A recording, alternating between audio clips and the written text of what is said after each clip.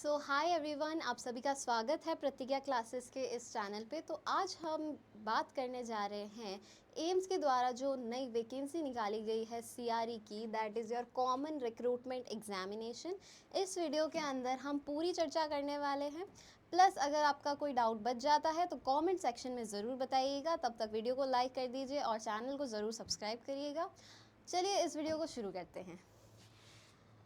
तो सबसे पहले अगर हम बात करें इम्पॉर्टेंट डेट्स की, तो आपका नोटिफिकेशन जो जारी किया गया था वो 12 जुलाई को जारी किया गया था। प्लस आपका रजिस्ट्रेशन भी इसी दिन 12 जुलाई को स्टार्ट हो गया था। फिर बात करें लास्ट डेट टू अप्लाई, आपकी लास्ट डेट क्या रहेगी? लास्ट डेट आपकी रहेगी 31 जुलाई। 31 will be your last date. तब तक आप रजिस्ट्रेशन कर सकते हैं। एप्लीकेशन स्टेटस आप कब चेक कर सकते हैं? 7 अगस्त को। एप्लीकेशन स्टेटस का मतलब क्या है कि आपका फॉर्म रिजेक्ट हुआ है कि एक्सेप्ट हुआ है, ये आप कब चेक करेंगे? 7 अगस्त को चेक करेंगे। आपका जो सीबीटी बेस्ड टेस्ट रहने वाला है ये कंप्यूटर बेस्ड टेस्ट रहेगा। प्लस इसकी डेट हमको एम्स ने दे रखी है जो कि टेंटेटिव डेट है, मतलब इसके अंदर फेरबदल हो सकता है। ये डेट हमको दे रखी है 25 या 26 अगस्त।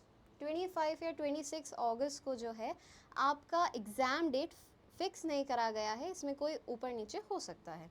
एडमिट कार्ड जो है आपके एग्ज़ाम से 7 से 3 दिन पहले रिलीज़ हो जाएगा। नेक्स्ट बात करते हैं एज रिलैक्सेशन की। एज रिलैक्सेशन अगर हम ओबीसी कैटेगरी के अंदर देखें तो ये हमको दे रखा है 3 साल का। प्लस SC ST की हम अगर बात करें तो ये दे रखा है 5 साल का एज रिलैक्सेशन दे रखा है SC ST कैटेगरी के अंदर। PWD अनरिजर्व कैटेगरी के अंदर दे रखा है 10 साल का एज रिलैक्सेशन। प्लस अगर आप एक एक्स आर्मी मैन हैं, एक्स सर्विस मैन हैं, उनके लिए एज रिलैक्सेशन हमको दे रखा है length of service in armed forces plus 3 years.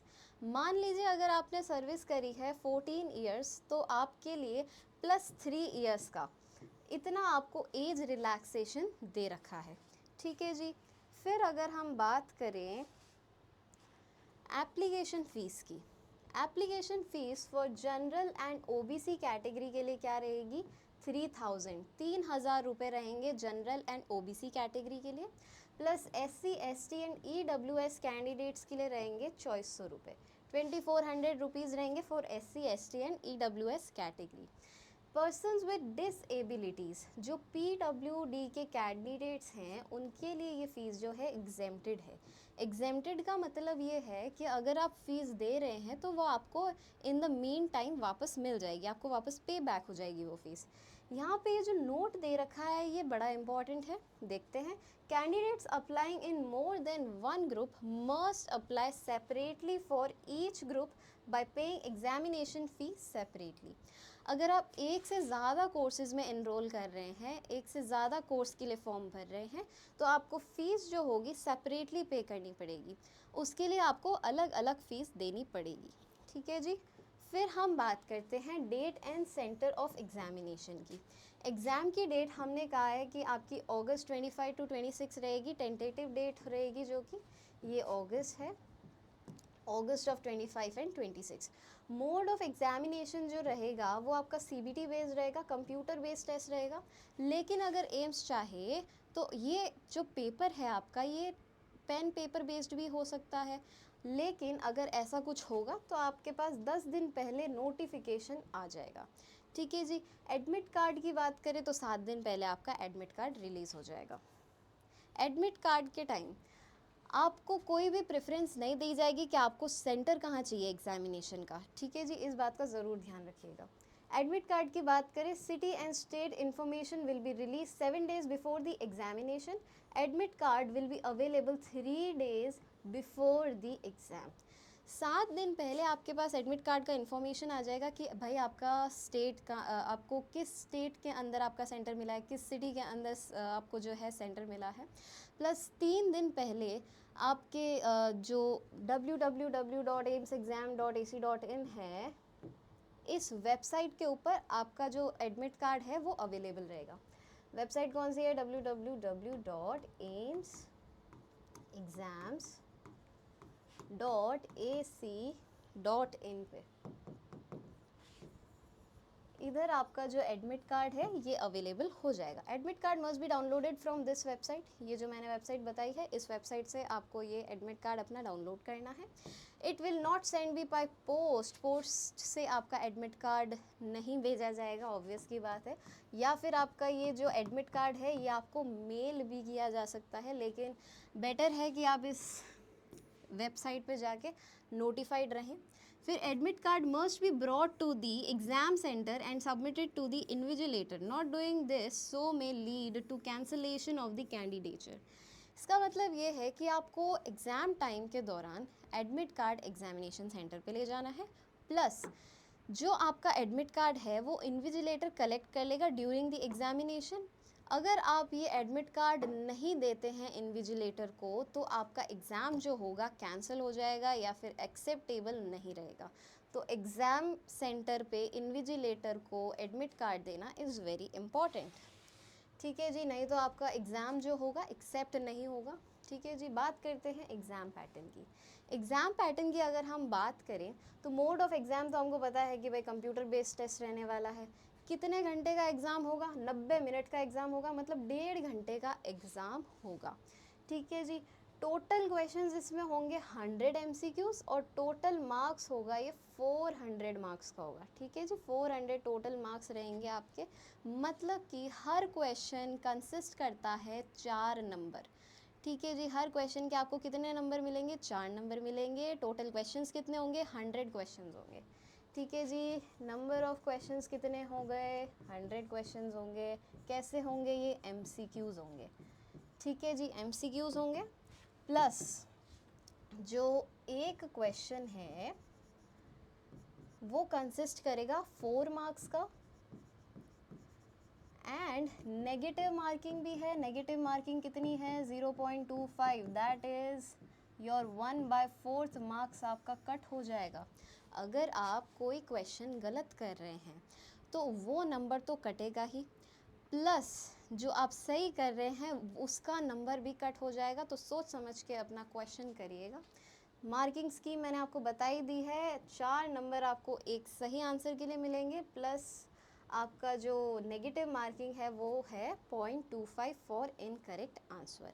Question type आपका रहने वाला है MCQs, प्लस मीडियम आपका रहेगा हिंदी इंग्लिश बोथ जो आप सेलेक्ट करते हैं उसके अंदर आपका पेपर आएगा। ठीक है जी, फिर हम बात करते हैं क्वेश्चन पेपर स्ट्रक्चर की। इसके अंदर देखिए आपके पास 5 सेक्शंस रहेंगे। क्वेश्चन पेपर के अंदर आपके पास 5 सेक्शंस रहेंगे। हर सेक्शन के लिए आपको दिए जाएंगे 18 मिनट, 18 मिनट्स दिए जाएंगे। ठीक है, हर एक सेक्शन के अंदर आपके पास कितने क्वेश्चन होंगे? 20 क्वेश्चंस होंगे। ठीक है जी, हर एक सेक्शन में 20 क्वेश्चन होंगे, प्लस 5 सेक्शन होंगे और हर सेक्शन के लिए आपको 18 मिनट दिए जाएंगे। ठीक है जी, divided into 5 sections each, 18 minutes duration. Each section has 20 questions, मतलब कि यही है 5 सेक्शंस दिए जाएंगे, 18 मिनट हो गए हर एक सेक्शन के लिए, plus each section has 20 question. हर एक सेक्शन के अंदर नंबर ऑफ क्वेश्चंस 20 रहने वाले हैं। ठीक है जी, 20 questions from general knowledge, aptitude and computer knowledge plus 80 questions will be from domain specific subject। मतलब आपके क्वेश्चन पेपर के अंदर 20 क्वेश्चंस तो ऐसे रहेंगे जो कि आपके नॉन टेक पार्ट से आएंगे। नॉन टेक पार्ट क्या हो गया? जनरल नॉलेज हो गया, एप्टीट्यूड हो गई, कंप्यूटर नॉलेज हो गई। ठीक है जी, प्लस 80 क्वेश्चंस कहाँ से आएंगे?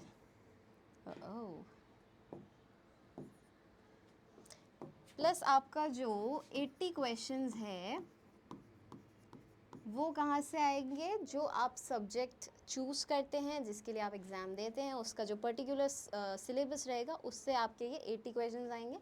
मतलब ये डोमेन स्पेसिफिक रहेगा, डोमेन स्पेसिफिक रहेंगे, प्लस ये कौन से होंगे? टेक्निकल पार्ट से होंगे, टेक्निकल पार्ट से होंगे। ओके, फिर बात करते हैं sections appears 1 by 1 only and will be disabled after their allotted time ends. मतलब कि इसका क्या है? हर सेक्शन के लिए हमको पता है 18 मिनट दिए गए हैं। उन 18 मिनट पास हो जाने के बाद आप नेक्स्ट सेक्शन पे आएंगे। वो नेक्स्ट सेक्शन पे अब आप आ चुके हैं तो आप उसी के क्वेश्चंस करेंगे। आप प्रीवियस सेक्शन के अंदर नहीं जा सकते हैं, आप उस प्रीवियस सेक्शन को वापस रिविजिट नहीं कर सकते हैं। Once the section is closed, एक बार जो सेक्शन चला गया, it can't be revisited again, वो वापस रिविजिट नहीं किया जाएगा। द सेक्शन ऑटो एक्टिवेट्स, अगला सेक्शन जो है ऑटो एक्टिवेट हो जाएगा, नेक्स्ट सेक्शन अपने आप आ जाएगा। प्लस जो आपका एग्ज़ाम है 90 मिनट के बाद अपने आप सबमिट हो जाएगा। ठीक है जी। फिर बात करते हैं सिलेबस एंड लैंग्वेज की। तो अब यहाँ पे पोस्ट देखें हम, जूनियर रेडियोथेरेपी टेक्नोलॉजी ग्रेड 1, इसके लिए क्या सिलेबस रहने वाला है? Radiotherapy theoretical and practice. मतलब अगर किसी ने डिप्लोमा किया है रेडियोथेरेपी के अंदर या बीएससी करी है रेडियोथेरेपी के अंदर, तो जो आपने एकेडमिक्स के अंदर पढ़ा है वही आपका क्या रहने वाला है? सिलेबस रहने वाला है। एकेडमिक्स में जो भी आपने पढ़ा है वो आपका क्या रहने वाला है? सिलेबस रहने वाला है। Radiotherapy technician technologist dark room technician grade 2 की अगर हम बात करें तो इसमें भी सेम ही है syllabus, that is your radiotherapy subject knowledge. जितनी आपको नॉलेज है, चाहे वो थ्योरेटिकल हो चाहे वो प्रैक्टिकल हो, जो आपने एकेडमिक्स के अंदर पढ़ा है वही आपका सिलेबस रहने वाला है। इसके अंदर स्किल की कोई ज़रूरत नहीं है, स्किल की कोई ज़रूरत नहीं है। लैंग्वेज की अगर हम बात करें तो यहाँ पे इंग्लिश के अंदर जो है आपका एग्ज़ाम कंडक्ट किया जाएगा। फिर बात करते हैं technician radiotherapy junior radiotherapy grade 1 technologist की हम बात करें तो इसके लिए एसेंशियल क्वालिफ़िकेशन क्या चाहिए? कि भाई आपके पास बीएससी करी हुई होनी चाहिए इन रेडियोथेरेपी टेक्नोलॉजी 3 इयर्स कोर्स, या तो आपने क्या किया होना चाहिए? बीएससी करी हुई होनी चाहिए किसके अंदर? रेडियोथेरेपी में, जो कि क्या है? एक 3 इयर्स का कोर्स है। या क्या होना चाहिए? Diploma in radiotherapy technology 2 years, या तो क्या होना चाहिए? डिप्लोमा करा हुआ होना चाहिए। ठीक है जी। From recognised institution approved by AERB, diploma करा हुआ होना चाहिए। कितने साल का डिप्लोमा होना चाहिए? लगभग 2 साल का डिप्लोमा आपके करा हुआ होना चाहिए। या तो आपके बीएससी करी हुई होनी चाहिए रेडियोथेरेपी के अंदर, या फिर रेडियोथेरेपी के अंदर डिप्लोमा कोर्स करा हुआ होना चाहिए for applying in this technician radiotherapy junior radiotherapy grade 1 technologist. फिर बात करें एक्सपीरियंस की या फिर डिज़ायरेबल क्वालिटीज़ की अगर हम बात करें फॉर डिप्लोमा होल्डर्स, अगर आपने डिप्लोमा कर रखा है तो लगभग 1 साल का तो मिनिमम आपका डिप्लोमा होना ही चाहिए। ठीक है जी। उसके साथ आपके पास एक्सपीरियंस होना चाहिए operating radiotherapy equipments in an established centre, किसी सेंटर के अंदर आपके पास एक्सपीरियंस सर्टिफिकेट भी होना चाहिए। फॉर बीएससी होल्डर्स, अगर आप बीएससी होल्डर हैं तो आपके पास 2 साल का एक्सपीरियंस होना चाहिए कंप्यूटर प्रो एफिशिएंसी में, मतलब आपको माइक्रोसॉफ्ट वर्ड ये सब चलाना आना चाहिए। ठीक है जी। पीपीटी वगैरह बनानी आनी चाहिए। फिर बात करते हैं dark room assistant grade 2 dark room technician technical radiology की अगर हम बात करें तो इसके लिए एसेंशियल क्वालिफिकेशंस जो हमको चाहिए, 12th क्लास पास होना चाहिए विद साइंस स्ट्रीम। अब ये साइंस स्ट्रीम या तो आपकी हो सकती है पीसीबी या फिर हो सकती है पीसीएम, इन दोनों में से अगर आपके जो भी है आपने 12th पास कर रखी है तो आप इस डार्क रूम असिस्टेंट ग्रेड 2 या फिर डार्क रूम टेक्नीशियन या फिर टेक्निकल रेडियोलॉजी के लिए क्या है? एलिजिबल हैं। विद आपके पास होना चाहिए 2 year diploma in radiography from recognised institution, या फिर आपके पास होनी चाहिए 3 इयर्स की degree is also eligible. 12th pass करी हुई होनी चाहिए, आपके पास 2 इयर्स का डिप्लोमा होना चाहिए, किस में? रेडियोग्राफी में। किस में होना चाहिए? रेडियोग्राफी में। या फिर अगर आपने बीएससी कर रखी है तो 3 इयर्स की डिग्री भी एलिजिबल है, किस में होनी चाहिए? रेडियोग्राफी के अंदर होनी चाहिए। ठीक है जी। डिज़ायरेबल क्वालिफिकेशन एक्सपीरियंस की अगर हम बात करें तो एटलीस्ट 1 ईयर का तो एक्सपीरियंस होना ही चाहिए। इसके अंदर क्या चाहिए हमको भाई? 1 ईयर का एक्सपीरियंस चाहिए। ठीक है जी। डिपार्टमेंट ऑफ रिकॉग्नाइज हॉस्पिटल, कोई भी एक रिकॉग्नाइज हॉस्पिटल या फिर मेडिकल इंस्टीट्यूट के द्वारा आपके पास एक 1 ईयर का एक्सपीरियंस होना चाहिए। ठीक है जी। फिर लास्ट हम बात करते हैं जूनियर रेडियोग्राफर और radiographic technicians and technical dark room assistant grade 2 के अंदर टोटल नंबर ऑफ वैकेंसीज़ कितनी है? 391 वैकेंसीज़ है। कितनी है? 391 वैकेंसीज़ है। Radiotherapy technician, junior radiotherapy technologist की अगर हम बात करें तो सारे इंस्टीट्यूट्स को मिला के है ये 24 वैकेंसीज़ आपके पास रहेगी। ठीक है जी। लास्ट हम बात करते हैं ओटी टेक्नीशियन की। ऑपरेशन थिएटर टेक्नीशियन की जो पोस्ट है इसके अंदर आपको Lady Hardinge Medical College and associated hospitals which has 78 seats in total. मतलब ओटी टेक्नीशियन के लिए आपको टोटल सीट्स कितनी मिलेगी? 78 सीट्स मिलेगी। ठीक है जी। The PWD candidates are not eligible for this post. OT technician के लिए पीडब्ल्यूडी कैंडिडेट्स जो है वो एलिजिबल नहीं है। किसके लिए? ओटी टेक्नीशियन के लिए। ठीक है जी। और रेडियोग्राफर को हमको पता है कि 141 पोस्ट है, रेडियोथेरेपी के लिए 23 पोस्ट है। और इन रेडियोग्राफर और रेडियोलॉजी के अंदर आपको क्या चाहिए? 1 ईयर का एक्सपीरियंस भी होना चाहिए। ठीक है जी। अगर आप डिप्लोमा होल्डर हैं तो कम से कम आपके पास 1 साल का तो एक्सपीरियंस होना ही चाहिए। तो ये हमने बात करी एम्स के अंदर जो तरह तरह की वैकेंसीज़ अभी आ रखी है उनके बारे में हमने जाना। अगर आपको ऐसी और वीडियोस चाहिए तो कमेंट में ज़रूर बताएं। तब तक चैनल को ज़रूर सब्सक्राइब करिए, वीडियो को लाइक करिए एंड शेयर करिए। मिलते हैं अगले सेशन में। Till then good bye.